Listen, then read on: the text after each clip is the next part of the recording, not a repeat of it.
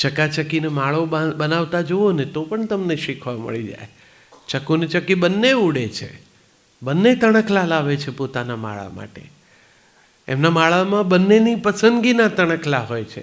સહેજ અનુકૂળ ન હોય ને તો આમ નીચે નાખી દે અને પછી બીજું લેવા ઉડે, કોઈ થાકની ફરિયાદ વગર.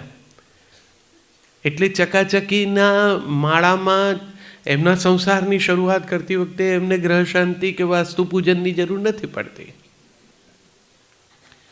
આપણને પડે જ, અને એ પછી કેટલી શાંતિ રહે છે તો આપણે જ જાણીએ. કેટલી બધી વિધિ કરીને ગોઠવાયા હો છો તો પણ દિવાળી ઉપર રંગ કરવા પેલો ઉત્તર ભારતથી આવેલો રંગારો શેડ કાર્ડ આપે એટલે double graduate husband and wife white અને ઓફ વ્હાઇટ વિશે લડી પડે. એટલે જે રંગ વિશે સંમત નથી એ ઉમંગ વિશે શું સંમત થવાના હતા? ટુગેધરનેસ આ શીખવાડે છે. બંનેની પસંદગીનો અવકાશ હોવો જોઈએ. પણ હવે હું આટલું બધું કહું પણ પછી તમે મને પૂછો કે માળો ગૂંથતા હોય એવું જોવું છે તો ક્યાં જોવાય? જેમના હજુ ઘોઘામાં ઘર હશે એમને ખબર હશે કે એ ઘરના જાળી હવા આવવા જવા માટેના વેન્ટિલેશન્સ એવામાંથી પંખીઓ ઘરમાં આવતા આનો માળો બનાવતા ઘરમાં, આપણા ઘરમાં.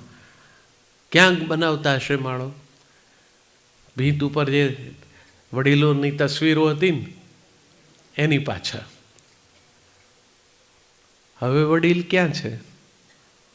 મહાનગરના ઘરમાં 3 રૂમ રસોડું, 4 રૂમ રસોડું, 5 રૂમ રસોડાવાળા ઘરમાં નથી.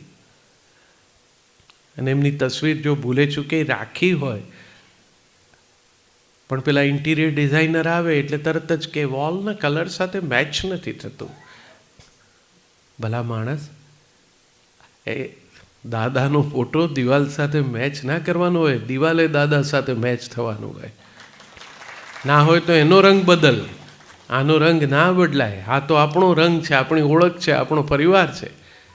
પણ એ જે હતા ને એની પાછળ બે માળા ગૂંથતા હતા. મકાન માટે ક્રિયાપદ છે બાંધવું, માળા માટે ક્રિયાપદ છે ગૂંથવું. બંને વચ્ચે ફેર છે.